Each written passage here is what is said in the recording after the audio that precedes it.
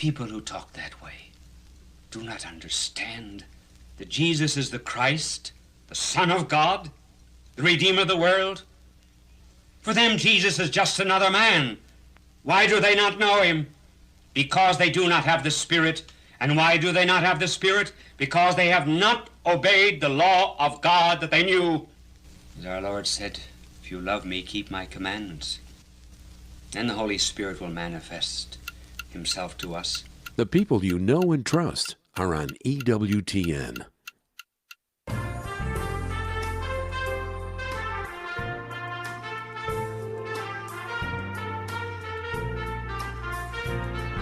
Hi, I'm Cheryl. And I'm Jim. And we invite you to join us every Friday at 4 p.m. for Friday Live. 2 hours of talk, music, interesting and informative interviews. We'll also have a reflection on Sunday's Gospel, Jim Hoffman's weekend weather forecast, and you'll have a chance to call in and play one of our fun game shows like Saint of the Day or Name That Catholic Tune. It all happens right here, Friday at 4 p.m. That's Friday Live, proclaiming the joy of the gospel, communicating hope on these domestic church media stations.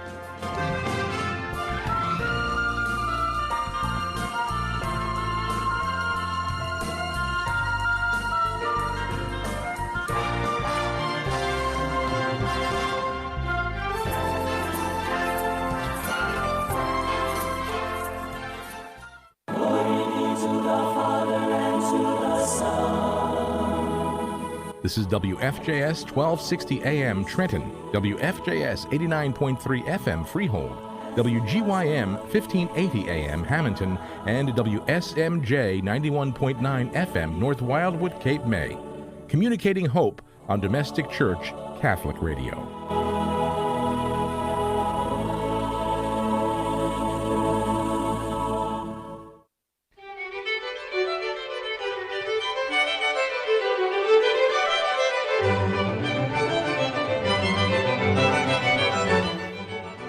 Hello, everyone, and welcome to the Shepherd's Voice. I'm Father Jason, Vocations Director for the Diocese of Trenton, standing in for our bishop on this great weekend. And with me, I have two great priests of the Diocese of Trenton joining me. Father Michael Hall, the pastor of St. Gregory the Great in Hamilton Square, New Jersey, and the director of the Office of Worship for the Diocese of Trenton. Father Stan Lukaszewski, or better known as Father Stosh. I'm a retired priest of the Diocese of Trenton, living at Villa Vianney here in Lawrenceville. And it's great to have both of you with us today as we continue our three-part series into the life of the priest and the importance of promoting vocations in our diocese so that the church has great priests to follow after us and gives us the opportunity to retire at some point. I know the age keeps getting up. You already are retired, Father I'm Stas. the lucky one. For Father Hall and I think it's 75 now, but I'm guessing it'll probably be 80 before long, maybe 85, who knows. How's your guys' summer going? So far, so good. I'm kept very busy thanks to the fellow sitting alongside of me, Father Mike Hall. He makes sure that no dust lays on top of my head by any means this year. And I'm looking forward in another couple of weeks to go away for 10 days or so to Hilton Head for another experience of my life, good. So, yeah, the summer's been very good. In fact, it's gone by too fast. I wish it would slow down a little bit, Yeah, it's hard to believe it's August already. Yeah, right. It's right. unbelievable how fast July went. And the last couple of mornings has been so chilly outside. I feel, oh no, this is not. It feels like October. Yeah, please. I think that's changing this week. So, Yeah, hitting 90 today, I think, is changed that. it's been a great summer. Thankfully, things have been a little bit looser than they were last summer for us, so that's been good. Although, again, can't believe it's almost over because it feels like we just kind of got into the more relaxing mode, and it hasn't really lasted all that long, and it's still been very busy in a good way, though. So. And I just got a text from our bishop. He is listening to the radio show. Uh-oh. Hello, Bishop. Good afternoon. Hello, Bishop. Just a couple of upcoming things I wanted to bring to everyone's attention in regards to vocations before we continue on with our program today is, for those out in the parish communities who are listening, I encourage you to invite a young man to think about priesthood. One of the things that the most recent CARA study from the 2020 class that was published indicated was that nearly 70% of those who entered seminary did so because they were invited by either their parish priest, a parishioner, or a family member to consider priesthood. And so it's a big thing for us to all be involved in the promoting of vocations to the priesthood. So if there is a young man that you see in the parish when you go to Mass on the weekend, don't be afraid to step up to him and say, hey, have you ever thought about priesthood? And encourage them to think about it. We offer a number of different opportunities for guys to gather together to look into what that discernment process looks like and ultimately how to discern the difference between what God might be calling us to and what our own personal wants and desires are in order to come to a sense of direction in the vocation that has been given to us. Our small group discernment gatherings, the Melchizedek Project, that is a program that's done across the country and has been very successful here in our own diocese. We'll be starting up once again next month in September, and we'll be having small group gatherings on both the river side of the diocese as well as the ocean side of the diocese. So if you know someone, invite them to think about priesthood, encourage them to reach out to us at the vocations office. They can find out all the information if you direct them to our website, godiscallingyou.org. Again, godiscallingyou.org. One other thing that's coming up that I want to bring everyone's attention to, because they'll be here before you know it, as July passed so quickly, the next couple of months we'll do, is no doubt, is the Called by Name program. We did that back in 2019, and we had 47% of our parishes throughout the diocese participate in the program. Love to see that get as a higher percentage. But from those 47% of the parishes, we had over 220 names of young men between the ages of 16 and 40 years of age who were invited by parishioners to think about priesthood, and we reached out to them, and we've been in contact with them since 2019. And of those guys that were recommended by parishioners from the pew, 65% of our applicants since 2019 have been a direct result of the Called by Name program, which is absolutely remarkable because that is a large number of the guys who are in seminary for us now are a direct result of being invited by the parishioners to think about priesthood. So it's a tremendously impactful program, and that's going to be taking place the weekends of November 6th and 7th through the weekend of the 13th and 14th. So again, that'll be coming up pretty soon, so you'll see the pew cards in your pews before too long and the information about it in your parish bulletin. So start thinking about who you might recommend when Called by Name comes around, but don't wait until then. If you have someone in mind, invite them now. Father Mike, Father Stas, I know both of you guys participated in the Called by Name program in the past. What was your thoughts as being a participant from the parish perspective? It was an interesting kind of exercise, and I mean that in a good way, because vocations are the responsibility of the entire church and not just of priests, and to ask our parishioners to kind of intentionally look at the community and say, who are the people that we feel like might have a vocation, was kind of the names that people came up with was like, oh yeah, I never thought about that person. These are people that I knew. And it made me kind of reflect on my own vocation, because thinking back to the time before I went in the seminary, I never would have entered seminary. I never would have started a conversation unless somebody hadn't have said something to me first. Even if it was in my head, it was in my heart a little bit. It wasn't something I'd spent a lot of time with, but it was someone else seeing something in me and recommending me that started that conversation. And now, 15 years, 11 later from seminary, 11 years later from being ordained. So it brought back a lot of that. It's like, I really need to be doing this more often, being more intentional about and asking my parishioners to be, more aware of their role in showing others the call that maybe they don't even realize they have, or are afraid to act upon sometimes.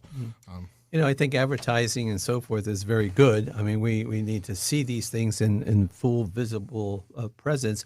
But like Father Mike says, I think that personal touch, somebody coming up and saying to you, hey, have you ever thought about becoming a priest? I grew up in a Polish parish here in the city of Trenton, Holy Cross. And if it wasn't for the priests in that parish, let me start with my parents first. We weren't holy rollers, okay? But the thing was is that my mother always made sure that we went to church on Sunday, and then of course when we became altar boys, it was like we went to church all the time because we had to serve, and whenever there was a need for an altar boy, the parish would call our house, and my mother would say, "You're going; they need you," and I think that it was the priests who inspired me, because I saw the jovialness of their lives. That they were happy priests. They all got along, this year very, very well, and they were really holy priests. They really did their ministry well, but they also incorporated you into that. And this year I felt that hand of that priest touching me, saying to me, Stash, why don't you think about the priesthood? And I did, and finally I made that particular move. So like Father said, that personal contact. And a lot of times now when I'm going here, there, helping out here and there, I'm always mentioning about vocations, because again, I think the more times we talk about it, maybe it will sink in a little bit more in people's heads. What's striking too is I was kind of combing through just to see if the statistics from the last several years from the CARA studies kind of were similar, and they were actually. They're pretty consistent. I was surprised at how consistent they were. And one of the things that caught my attention was that the average age that men indicated who were newly ordained in over the last several years of when they first thought about priesthood or were invited to think about priesthood, a big emphasis on being invited to think about priesthood, was when they were on average 16 years old. Wow. Now, what's even more interesting is it took almost 11 years on average for that guy to then enter seminary. So the seed got planted when they were on average 16, most of the time by invitation from someone inviting them to think about priesthood. And then over an 11-year process on average, they kind of grew into that awareness of that vocation and ultimately responded to God's call. And so it is a process. It's not something that happens quickly. I think that's true in all of our own lives that we can reflect on for those of us who are priests, that it is a process. It is a journey for sure. The other thing that is striking was just the fact that 7 out of 10 of those who entered seminary were altar servers beforehand. Oh, wow. 7 out of 10. So look at those guys who are serving. You weren't an altar server? See, I was an altar server. Father Hall wasn't. How about you, Father Sess? I was. So two out of the three of us. So it's sticking with the 7 out of 10 average. So 7 out of 10 were altar servers, and 54% were lectors before entering seminary. So that's interesting. So if you're not sure who to maybe invite to think about priesthood, pay attention to who those older altar servers are, and any of those guys that don't have a wedding ring on yet who are serving as lectors. They're all fair game. Of course, in my day, in the early 50s and middle 50s, there were no lectors. It wasn't until after 1963 or so that we started getting lectors. But I guess I was considered a late bloomer. I didn't go into the seminary until I was about 22, 23. And I got ordained when 29, 30, so I was considered a late bloomer, maybe. But I worked. I worked outside. I had that experience. So that which gave me the ability to make that judgment. If this is really what I want to do. Whatever. I didn't just run into it, but I gave some thought and reflection. This year for it. But I wouldn't say totally late, but I was. I was 27, Father. So, yeah. And Father Stosh doesn't remember this because we've had this conversation before. But when I first had we have a board of priests at the time, and they still do, that you're supposed to meet with and discuss your vocation. And the first priest that I had to go see was Father Stosh years ago. Oh, really? Yeah, I didn't know that. So it shows you how much of an impression I made that he doesn't. But he kind of remembered it after a while. Well, an impression. I had to interview him. I had him as a deacon in St. Denis in Manasquan, and I had him as a parochial vicar in St. Barnabas in Bayville, and now I'm working for him. So it made a great impression on me, didn't it? It's a lifelong partnership here. It's kind of funny, actually. But you had him living in the basement in Bayville, if I understand correctly. That's correct. He had the penthouse suite underneath the house. I enjoyed that suite, actually. No, and I told Father Stosh when I was leaving St. Barnabas to go back to school, when Bishop had sent me to Catholic U, I said, that's okay. Someday you're going to be my senior priest, so I can tell you what to do. But and as faith has it, I am. But one of the things, you made me think, Father Jason, was, and I think this is one of the things, because we can get discouraged, I think, too, with vocations and And even just trying to draw people into not just to faith, but to ministry, volunteering, but vocation. But in particular vocations in the church, that gap, I think, can be very frustrating and discouraging for those who are. We bring it up to someone, we talk to someone, we see something in someone, and we don't see a result right away. We don't see the outcome necessarily immediately. But planting that seed is important, and we have to be careful not to get discouraged, not to get frustrated when we don't see that right away, because the Holy Spirit uses us. We are the instrument sometimes of grace for that person that brings the call to their attention. But it might take a while before they really are able to own that and to take ownership of that on their own. But maybe they never would if we hadn't started that conversation. Could be 10 years from now. It could be, but without a foundation, there's nothing to build on. And I think that's important. So. And when I was in a supermarket work after high school this year, we always had a policy in the supermarket: you can't sell it from the back room. You got to put it out there to see it. People's got to see it. And I think that's where we come in. We are the agents, you might say. We're the ones who are, for lack of a better term, selling the product. Okay, and of course, happy priests make other people, young people, think about the vocation, as well. Maybe I like to be that. He's so happy. He's always so jovial. He's always got such a great sense of humor. He's a very personable kind of a guy. So I think we have to sell the product. And like Father Mike said, we could talk about it, but we got to show it in our actions, as well. And I'm sure many priests are trying to do that very, very much so. And like Mike said, not to get them discouraged, that you're not going to see them come flocking right away, but they will come. They will come. It's like the old Franciscan theory, when they would go out to the mission countries to preach the gospel, and they didn't get too much success. But when they started to feed them, because they didn't have their bare necessities in their life and so forth, then they were able to control them. We need to reach out to them and continue giving them the things that they need to help them to come and see us and to, become a part of our lives. When I was ordained in 1979, which was miles and miles ago. I wasn't even born yet. I guess to show you who's the oldest one in this group over here, this year.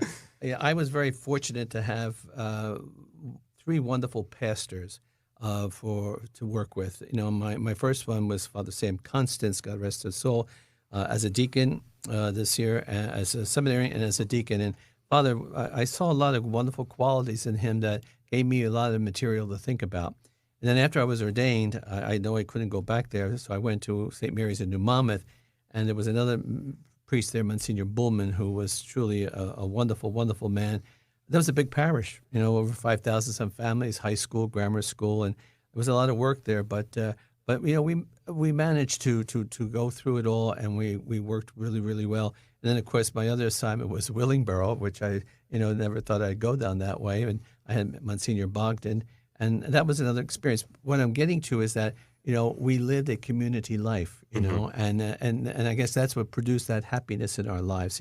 We would sit around and chat after dinner, or maybe after our appointments, we would get together for watch the news a little bit in the common room or whatever.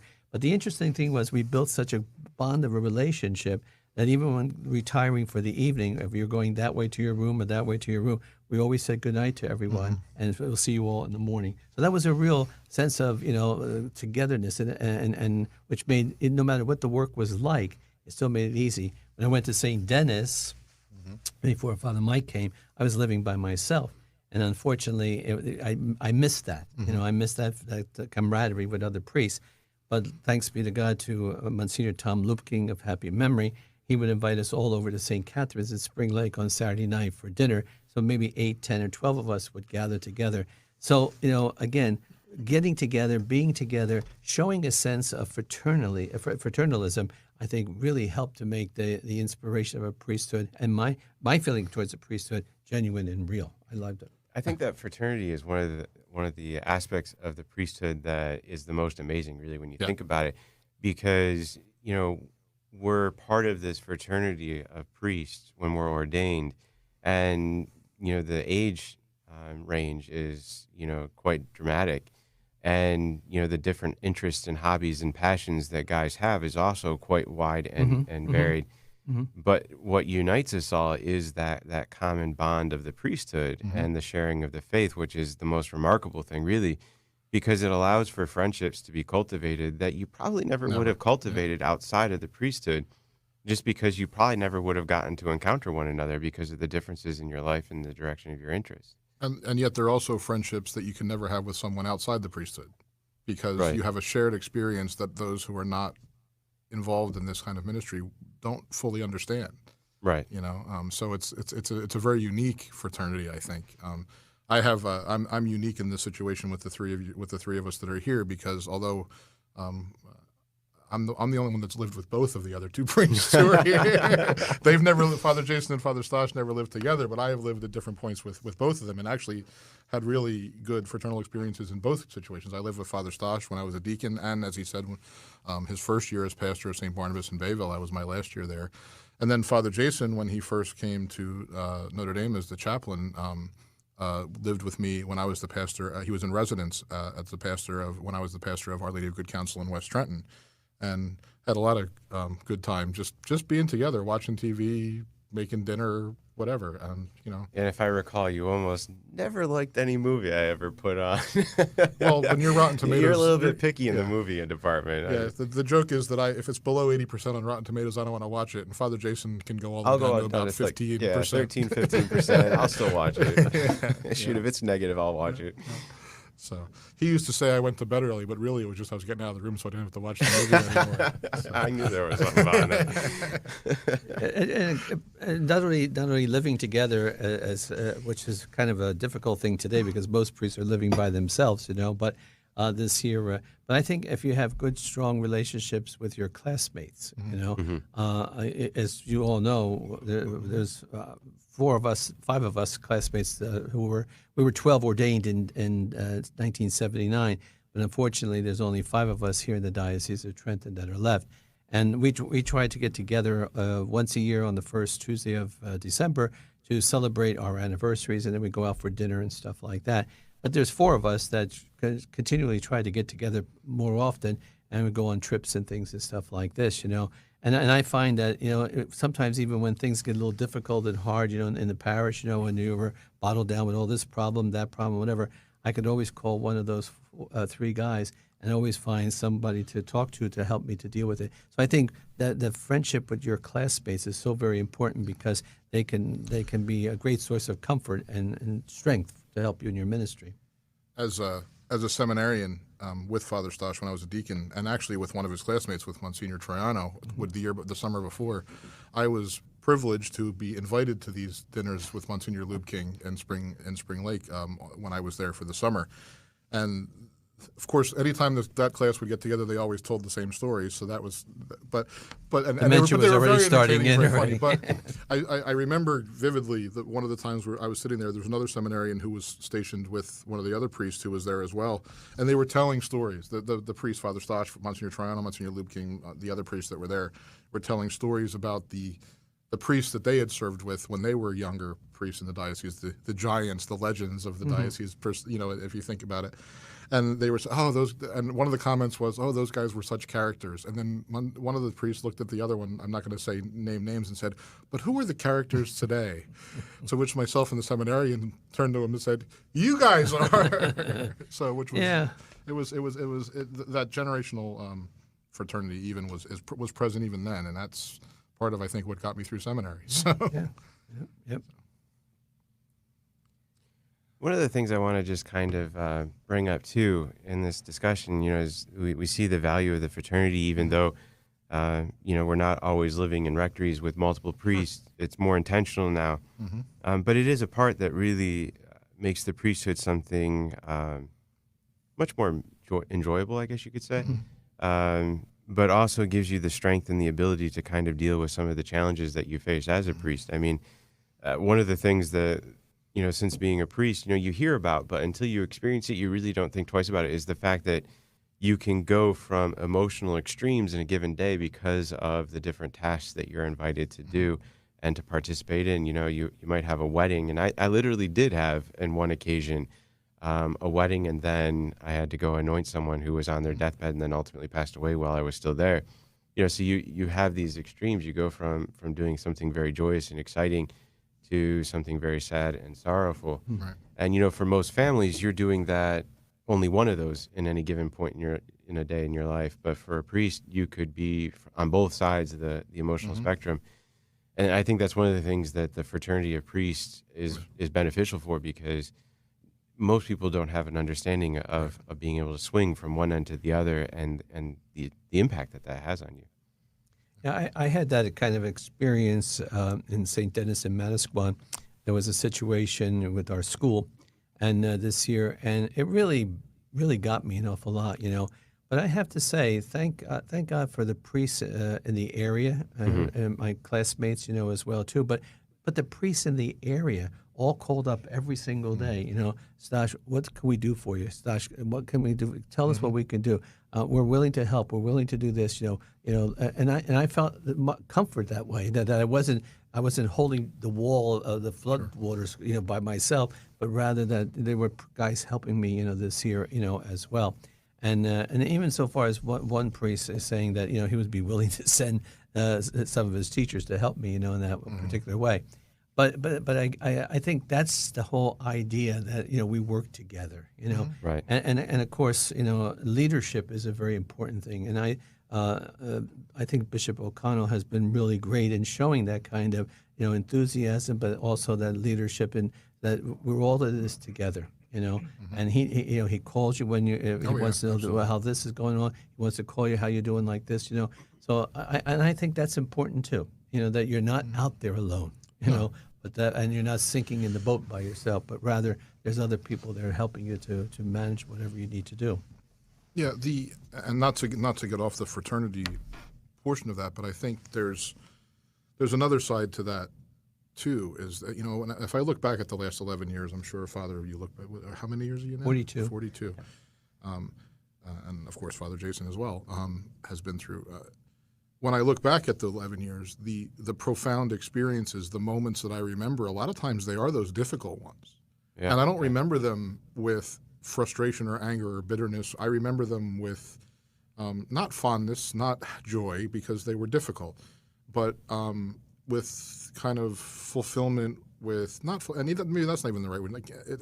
It's with a contentment that I was there in that moment and offered what I could, because of the ordination that was given to me by God.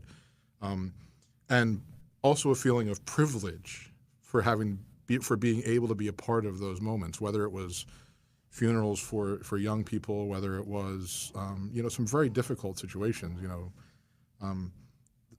one of the things about being open to kind of the call is to recognizing that we're called and asked, and through no real authority of our own, we are brought and trusted in the most intimate and difficult and joyful situations that families and parishioners have. These are, again, situations that we would never on our own be brought into, especially with people that you maybe don't know so well. And yet we're trusted, and it is a privilege to be there sometimes. And there is grace in those moments, and there is an openness to grace on the part of the people you're serving in those moments that is edifying. It can be sorrowful, it can be very emotional, but there are also moments that I look back on, and I'm again, happy seems like the wrong word, but I am content that I was there, and they are fond memories, even if they aren't happy memories, because they're meaningful to me. And I think, going into seminary and coming out of seminary, those were the things that I was most anxious about. Not fearful necessarily, but anxious about. How will I act in those situations, whether it's an anointing of somebody who's dying or somebody who's going through something really difficult, or a funeral, or how am I going to know what to say and know what to do? So first of all, sometimes your presence is the most important thing. Mm-hmm. Right. And secondly, when you trust that God will help you find the right words and the right way to act and the right things to say and the right presence to be in those moments, he does. And more often than not, I've walked out of it going, not sure where I got that from. I think I know where I got it from. But I think my presence was helpful, and I'm glad I was there. And that's nothing but a privilege, I think it's because when you reflect back on those moments, mm-hmm. you're able to see the grace of God working through you in those moments for the benefit of those you've been called in light of your priesthood to minister to. And I know in the time I was the chaplain at Notre Dame, I buried 3 students, and burying one student is difficult enough, but in the course of the 5 years I was there, to bury 3 of them, those are all beyond challenging situations. And no matter what you prepare for in seminary, you're never really truly prepared to bury a young person. But the grace of God is present and gives you the strength to be able to be there and to minister in the way in which is needed. Go ahead, sorry. No, one of the things for me, the jovial times in my life, 3 out of the 4 parishes I had grammar schools, okay? And I just, the grammar school kids, I think, were the energizing force for me to continue, for me going every single day, no matter, despite whatever the obstacles or the difficulties basically they were. And being out in the parking lot with them, maybe pitching hitting the ball with them, or throwing the football with the 8th graders or whatever. Praying with them in church, and listening to their confessions and going into their classrooms. I remember my first 8 years, I was able to teach religion in the grammar school, and I went in the first day of school, and I banged on the desk and I said, "Now hear this and hear it straight. I'm not here to babysit you. I'm not here to entertain you, and I'm not here to waste time." And I said, when you give you an assignment, you make sure you do it, and turn it in when it's due. And one kid challenged me, and this year he turned. It's always the one. Right. So I picked up the paper, looked at it, tore it up, and threw it in the bucket. And the little girl next to him says, "Father Stash, you tore up Johnny's homework." I said, "No, I didn't. Yesterday was Johnny's homework. Today is just a piece of paper." You're tough. Wow. Yeah, wow, tough. you were tough. Well, let me tell you, they all got turned in their homework you. assignments. And even now, till the present day, I still get Christmas cards, and I still get sometimes, birthday cards from a lot of these students who I taught in the school. "Father Stash, you taught us so many wonderful things. You were hard, but you taught us things, and we wouldn't be where we are today." I find being around the young people really like that energizing rabbit, Yeah. Yeah, I find that to be, for me, the source of great strength to continue on despite sometimes the difficulties, whatever. I do miss that, I know sister. We can find stuff for you to do. Sister over at the religious education office, St. Gregory, says, "Can you come and teach CCD?"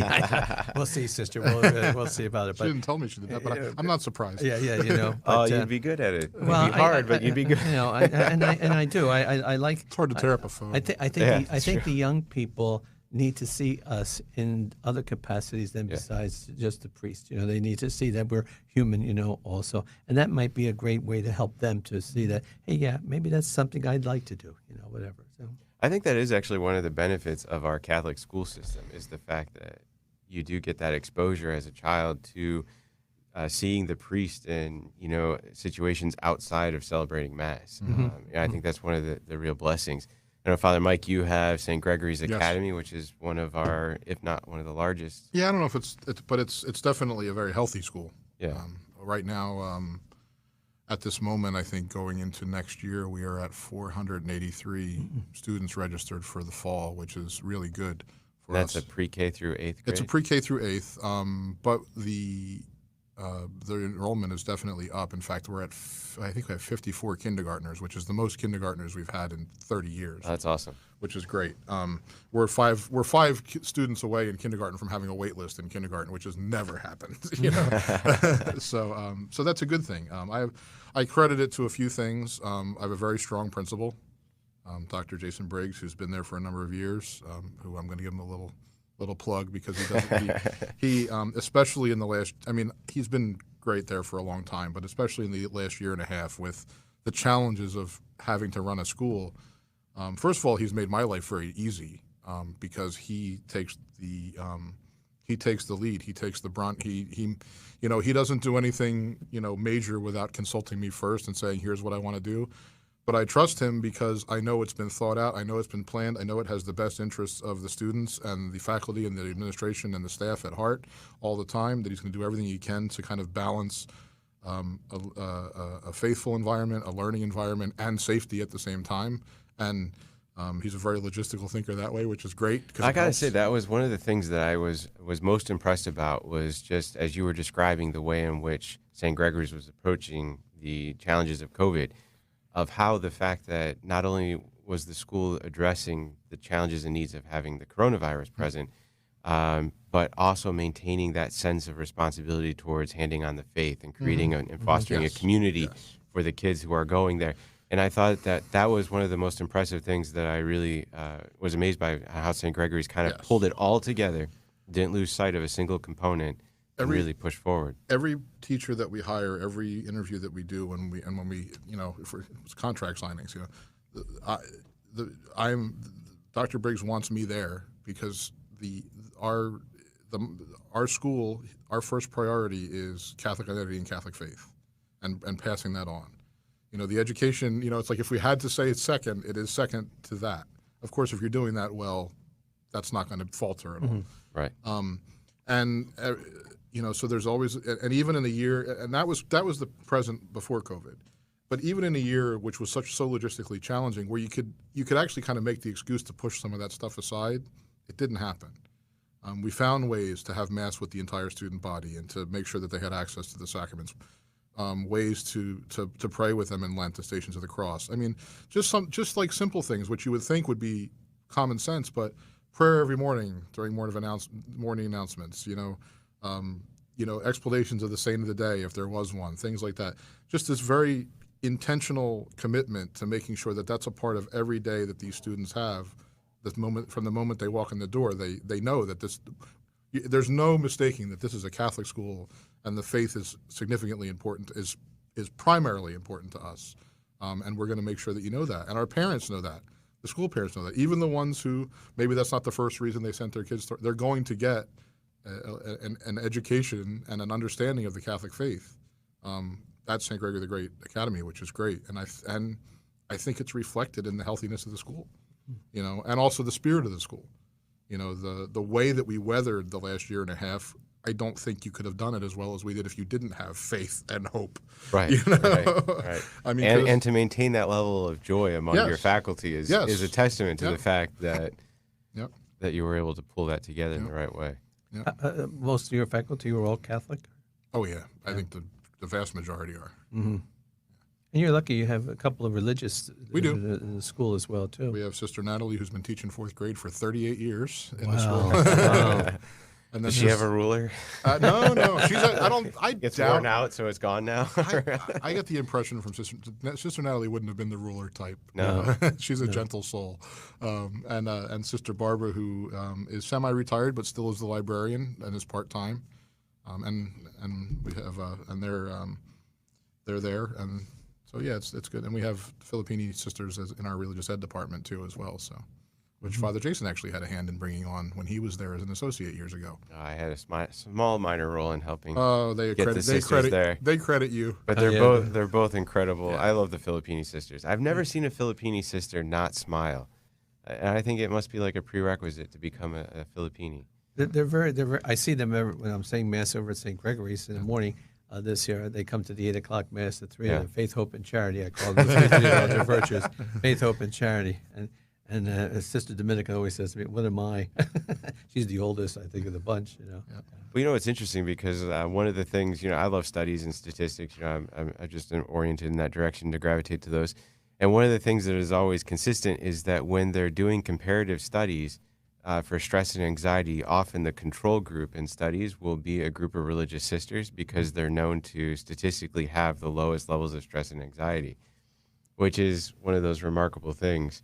When you think about career directions in life and vocations, the happiest vocations are serving in the church, which is a remarkable thing. Yeah, I know. I remember reading some, and of course I can't pull it up, so it's anecdotal more than anything else. But I remember there was a study trying to figure out why, and that was part of the stress was part of the stress and joy of their life being because they were trying to figure out why these sisters in convents were living such long lives, on average.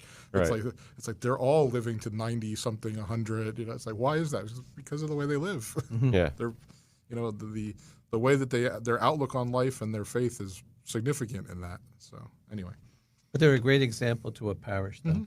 They're really a good example. Absolutely. And it's a shame most parishes can't have some more sisters. Yeah, well, we're there's fortunate. a shortage there. We're blessed to have them.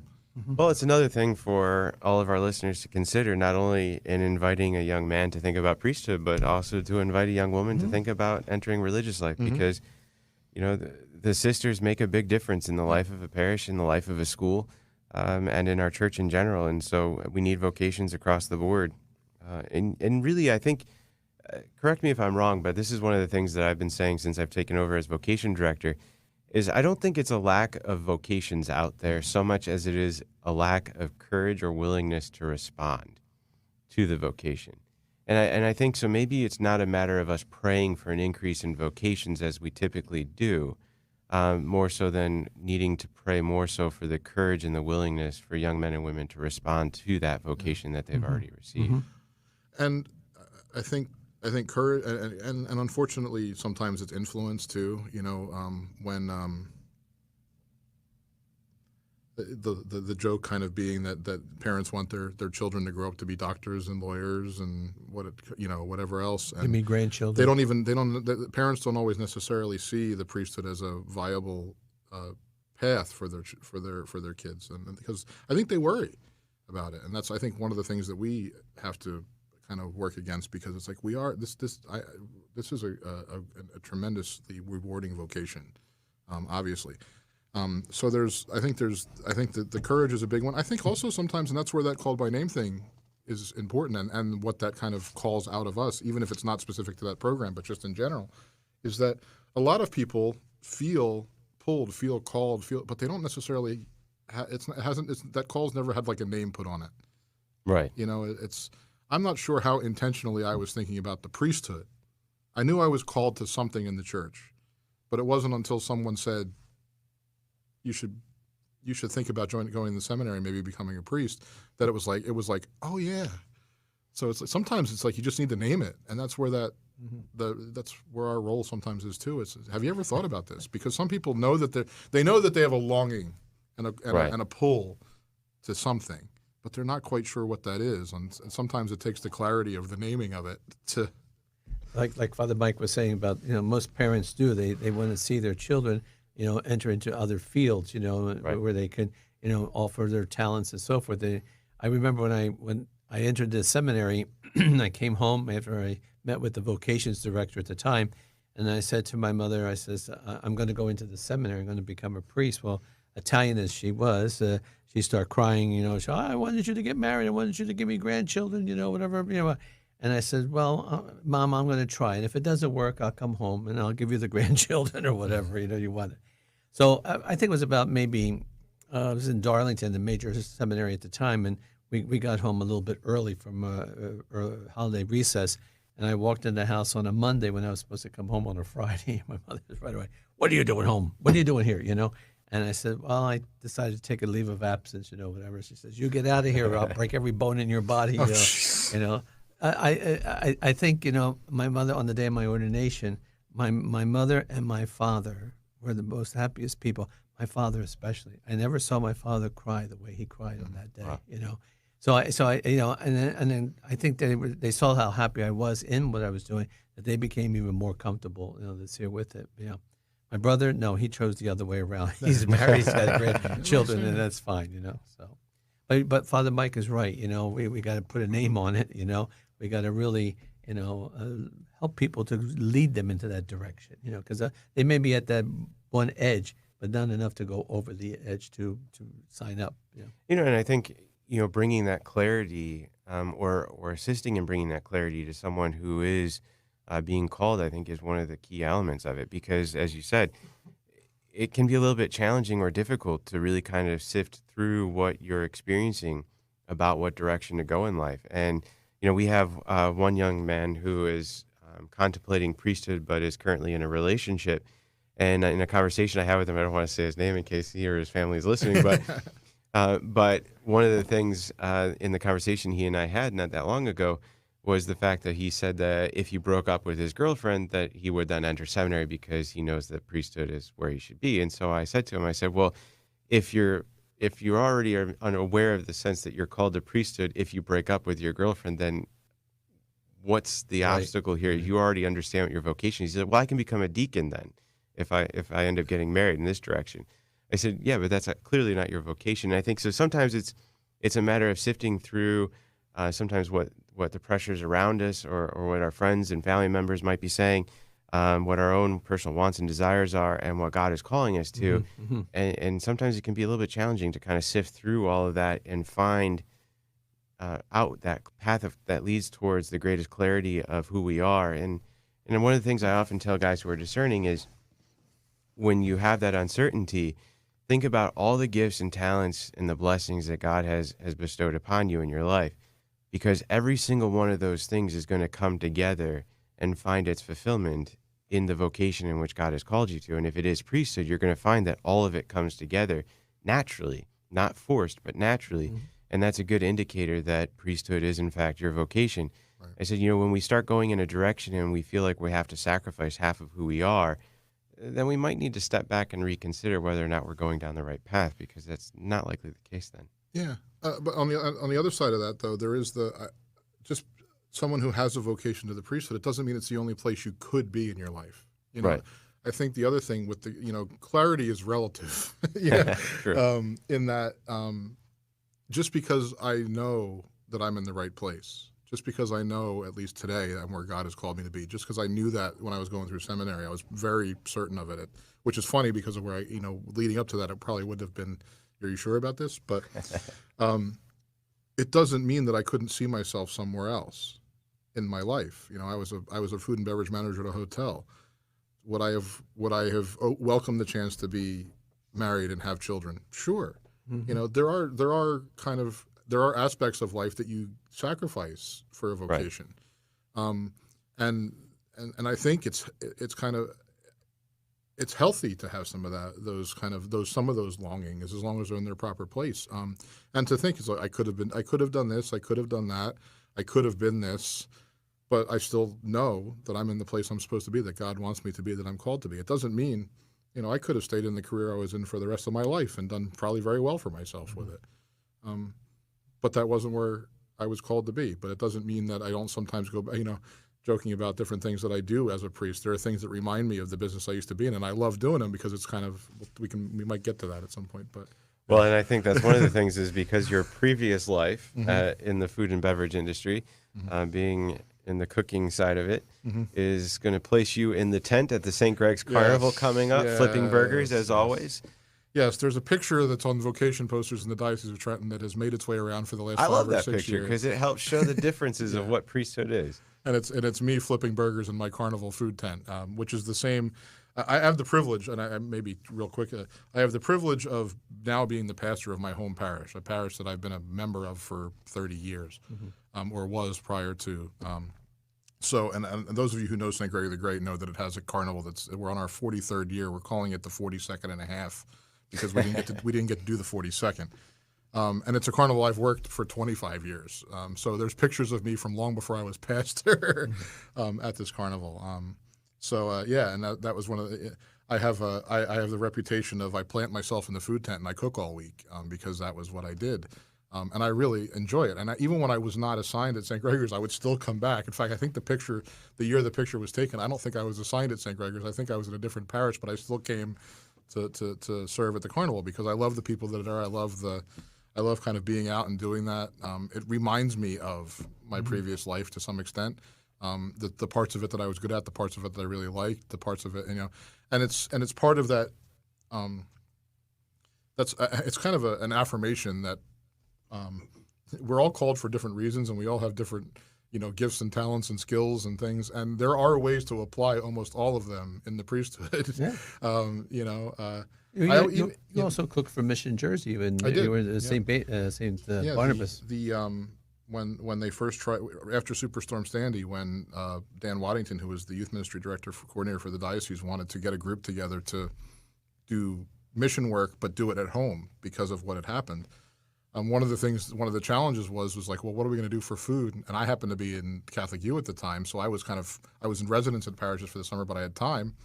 So I said, I'll cook for you for the whole week. So I cooked for 100 people for the week, and I provide, it was a way to kind of connect the two aspects of my life together, I guess, in a way that actually they were no longer two, they were one, because I was serving the church and the people by doing what I knew how to do. You know, I which have is to fun. say, I've always enjoyed when you've decided to cook because the food you cook is phenomenal. Oh, well, that's good. But like Father Mike says, you know, it's not only just the working of the priesthood, but there are the other avenues that you have. Like I like maintenance stuff, you know. And this year, what do you call? A couple of the parishioners of his parish were with when I was a young priest. This year in New Monmouth, we didn't have much money to do things, so I had to learn how to do a lot of things. And I would call this family the McCarthys. You know, there were like 8 or 9 of them. You know, and they would come on a Saturday morning, 7:00, and we'd be doing roofing and all kinds of different things and stuff like that. And of course, both of you know I just love getting on a tractor and running around cutting grass and stuff Does like he that. have you cutting the grass at St. Greg's Not yet. No, but don't give me any offer, ideas. I might offer him the contract. No, you know, this year. But I and again, that's a part of me, and I think that was because I 2 reasons. Number one, I was on the building commission for the diocese for about 10 years, and I learned a lot of different things from that.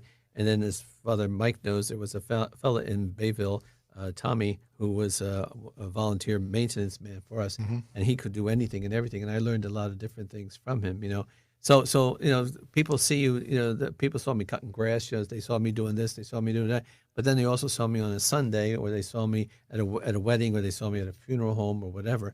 So it was like, gee, he could do other things as well too. So like Father Mike says, you know, just because you're taking the one doesn't mean you can't do the other things, you know, at the same time. Right. Find outlets for what you're good at. Yeah. You know. Yeah, because I mean, you really can find a way to integrate everything. And, you know, I think one of the things to just kind of leave with our listeners in regards to the priesthood is that being a priest, coming from the voice of three priests here today, it is truly a privilege, and it's a remarkable ministry to have been invited to be a part of. By the grace of God and the intention of the church. We were ordained in service of the church, and it's a beautiful life, and it's a beautiful ministry, and it's one that has brought the 3 of us together and has connected us with so many wonderful people in the different ministries that we've been assigned to in the time we've been priests. And I just want to leave that sentiment and that thought with everyone, because it is a vocation that is worth promoting and worth encouraging other young men to be open to and to consider, because it's not a vocation that's going to leave you sad and depressed or lonely. It's a vocation that is going to be life-giving and fulfilling if it is, in fact, what God is calling you to. And it is something that can be a challenge to discern when you are a young man. And having the encouragement and the support of those in the parish community to help you in that discernment process and help you to make those steps towards the journey towards seminary and ultimately towards priesthood, if that is your call, is something that can really be life-changing and a game changer for the young men. I know that there were others involved in my own journey that without them, I don't know if I would necessarily be where I am today.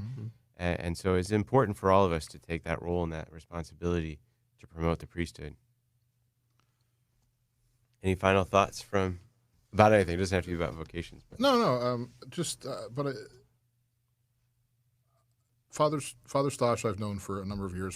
Father Jason, I'm very the relationship that we have as friends and in fraternity is one that I never would have had outside of the priesthood. So going back to that, but I hopefully from myself and Father Stosh, you can tell that although there are challenging days in ministry, there's challenging days in any vocation, and some of them are very challenging. The level of fulfillment, the level of contentment, the level of certainty of where we're supposed to be, and also just kind of joy and happiness in that in our ministry and in our vocation. I hope that you get the sense that like this is genuine from myself and from Father Stosh. And one of the reasons why I asked Father Stosh to come and help me as a senior priest in my parish is because I know the people of my parish would love having him there because he laughs, because he is genuinely happy to be a priest. And people are going to see that. And as a pastor of a parish who's looking for somebody to help, what else would I want, aside from being prayerful and holy, what else would I want my people to see on the altar, Right. you know, and in front of them? So that's what my hope is, that that at least from what we've said today, it's a very fulfilling and a very contenting and a very spiritually enriching and edifying life. Even though that's not what you get into it for, it does. Like, if God is calling you to a particular place, whether you think you want to be there or not, he knows that's the place where you're going to be most content in your life as well. It's the best life for you, too. Absolutely. So, And of course, following up with Father Mike here, this year, as I said to you before, when I was working in the business world there, you got to put the product out there, and this year, the more you engage with people, the more you involve yourself in people's lives and so forth. This year, it really shows the sense that there is something really worthwhile in it. That there's a real gem there. And especially among the young people. As well too. That's why I had several associates, and I always asked them to be involved with me in different things and stuff like that. I'll just give a little plug here for my former parish, St. Barnabas. Father Carlos Flores and I, we were a team. We really worked together, and people saw us all the time. The young people, even the Spanish people, they would comment on how that these two priests get along so very well and everything, which can be a great I would say the word advertising. I'm sorry, that's example. I'm back into the business world again. An example, that there is a beautiful gift and a beautiful life to the priesthood and so forth. And I hope that some of the Hispanics, will come to this to enter into the vocations, because we could use some more of this Hispanic people, as well. So I'm grateful for my priesthood. I'm grateful for the gift that was given to me by God. And like Father Mike says, I'm happy. I try to be always happy, and as one priest said to me one time, Stas, you'd talk to a stick if it talked back to you. And before we close out our program today, if you'd like to have a Trenton burger with that pork roll on it, go and see Father Mike at the St. Gregory's Carnival starting the week of August 16th, going through the Saturday, correct? Yeah, the 21st. And before we go, let us briefly pray. Good and gracious God, we thank you for this opportunity to gather together. We ask that you encourage us and inspire us to help promote the priesthood among those in whom you've called, so that they may be willing to respond generously with their lives. We ask all this through Christ our Lord. Amen. Amen. God bless.